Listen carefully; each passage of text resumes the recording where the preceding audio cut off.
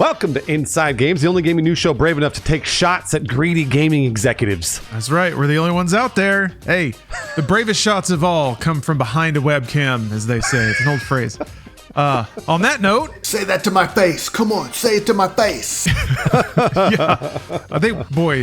They wouldn't let me get within 5 miles of the Take-Two compound. On that note, here's a real fun headline from a gaming company we all know and love that incidentally made $5.3 billion in revenue last year. Yeah, it's time to cut costs. So we're, of course, talking about Take-Two, the publisher of Grand Theft Auto. They have laid off around 600 people and scrapped several projects. Reuters reports that Take-Two will lay off about 5% of their workforce, so they announced that they're going to do this as part of a cost reduction plan. Maybe they wanted to make $6.3 billion. I don't know. I just missed it. This is after a few months, by the way, in February, saying they weren't going to lay anybody off. Isn't that nice? Take-Two did not name the projects that were canceled. It's sadly another sign that the wave of layoffs that we've seen across the gaming industry is not over. Nor is it necessarily justified, but I'll get to that in a minute. Take-Two said that the layoffs would result in more than $165 million of annual cost savings. Great, that's good business. Here's some fun math to back that up, by the way. That $165 million in savings, presumably in payroll costs, that's just 3% of their total revenue of $5.3 billion. Take-Two's revenue grew 11.6% last year alone. So they would have been growing even without these layoffs. Cool stuff. I love that our lives are ruled by these people. Anyway, if you're wondering about GTA 6, Kotaku reported last month that development of the game may have fallen behind. Some inside Rockstar feel like it might now release in 2026 instead of, I don't think they've officially announced anything, but I think there've been a lot of talk internally about end of 2025, but probably isn't going to happen, so we'll see. Oh boy, that's a real good gaming company, isn't it? Let's move on to an actual good gaming company. Larian says next project will be its best ever. You would hope that they get better as they go, but that's good news.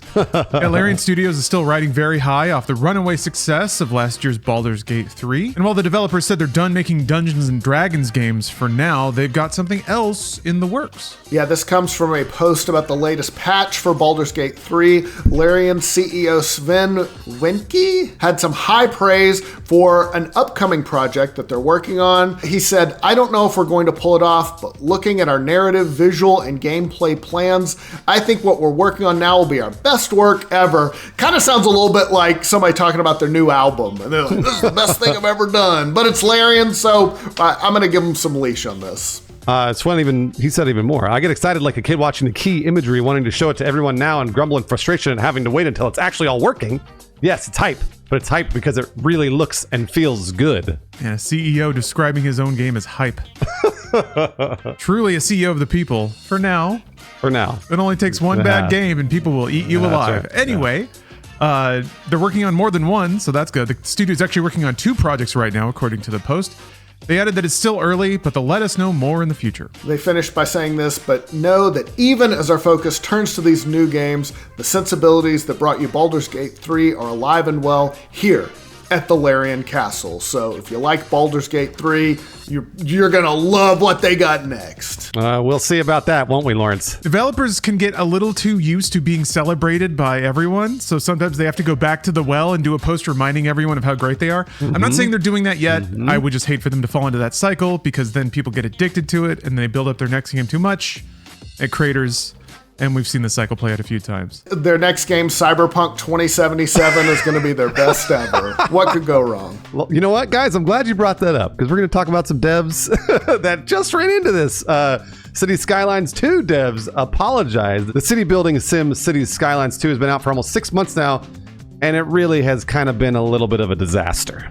That's a bummer. I was looking forward to this, but I actually stayed away because of the negativity around it. But anyway, the sequel to the much-loved original has been decimated by negative user reviews. Currently has a mostly negative user rating on Steam, with complaints mostly being about really, really poor PC performance, even on really high-end machines. a bit of a resource hog.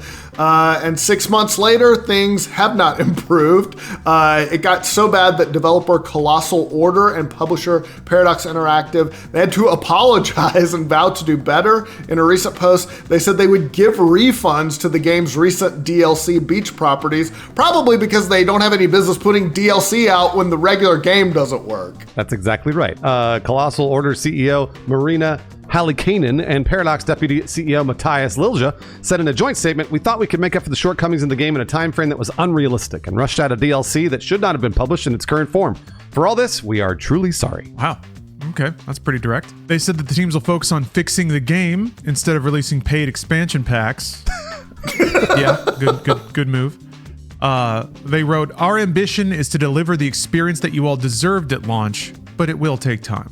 Yeah, the issues also have delayed a planned console release of the game on PS5 and Xbox Series X and S.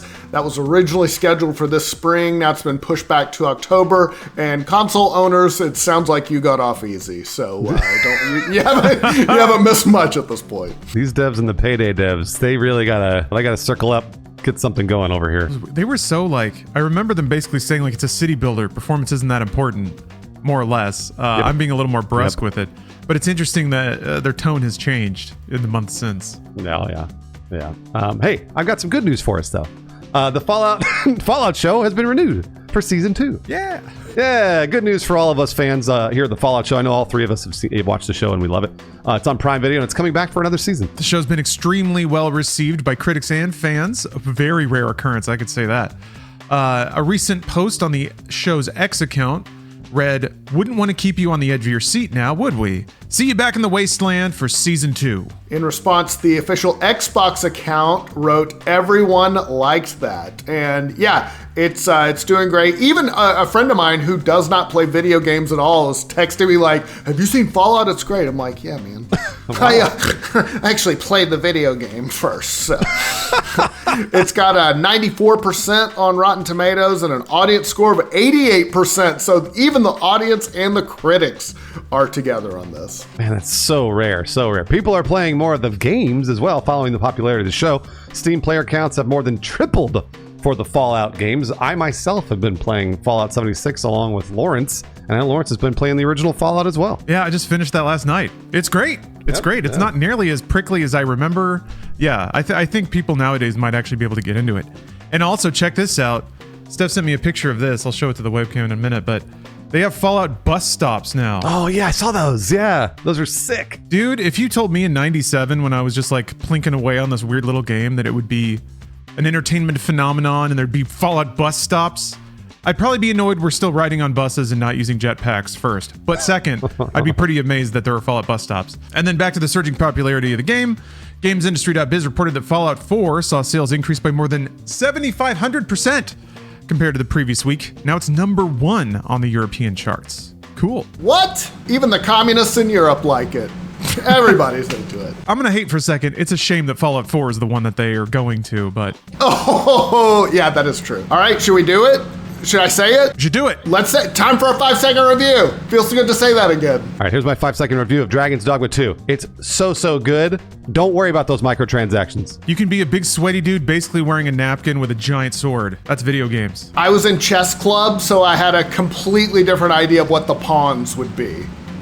They're much nicer in this game. About as useful. All right, let's talk about the games coming out next week. First up, Eiyuden Chronicles 100 Heroes is designed to bring you, the player, a modern take on a classic JRPG experience. Get ready to lead 100+ playable characters through a war-torn world only you can save. Comes to the Xbox Series X and S, Xbox One, PS5, PS4, Switch, and the PC April 23rd. Up next, Lunar Lander Beyond. Guide a roster of colorful pilots, eclectic advisors, and state-of-the-art landers through a taxing series of missions. Deliver cargo, retrieve resources, and rescue stranded pilots as you navigate a mysterious universe of moons and planets. Elon Musk Simulator comes out to every single platform on April 23rd. Phantom Fury. I'm excited for this one. I've been playing through Ion Fury to prepare. Anyway, Shelley Bombshell Harrison is back in this highly interactive mix of first-person action and road movie adventure.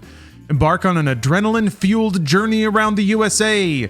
Use an enormous arsenal of weapons and skills to battle treacherous soldiers and vile mutants, all while trying to save mankind. It's basically like downstream of Duke Nukem, of all things. Anyway, it's awesome. It's coming to PC on April 23rd. Tales of Kinzera, Zao. Wield the dance of the shaman. Reclaim your father's spirit. Brave the beautiful and treacherous land of Kinzera with the god of death. In Tales of Kinzera, Zao, a Metroidvania-style adventure crafted by Surgent Studios. It comes to PS5, Xbox Series X and S, Switch, and PC April 23rd. Then we've got another Crab's Treasure. It's a Souls-like adventure set in a crumbling underwater world. As Krill the Hermit Crab, you'll need to wear the trash around you as shells to withstand attacks from enemies many times your size. Embark on an epic treasure hunt to buy back your repossessed shell and discover the dark secrets behind the polluted ocean. Now, here's a game I never, ever would have imagined in a million years. It comes out to every platform, April 25th. God bless video games. Next up, we got Bootleg Steamer. In this roguelike game, you'll embark on your journey as a captain during the tumultuous American Prohibition era.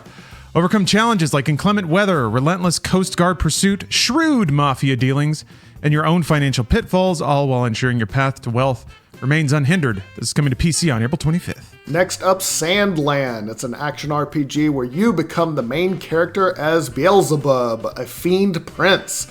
Lead your company of heroic misfits and explore the legendary world of Sandland, created by Akira Toriyama, R.I.P.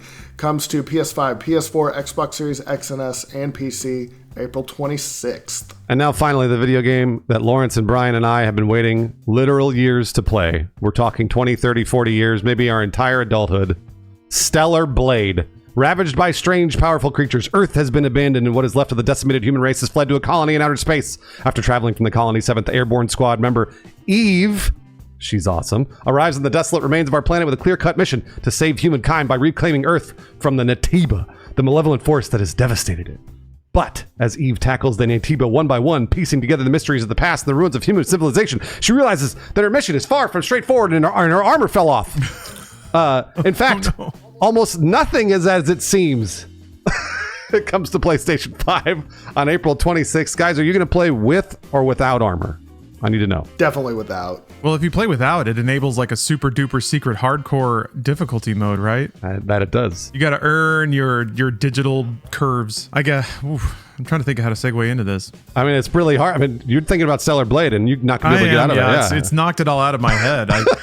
I'll tell you, thinking about Stellar Blade, I can think of a couple of patrons that are looking forward to the coming weekend, huh?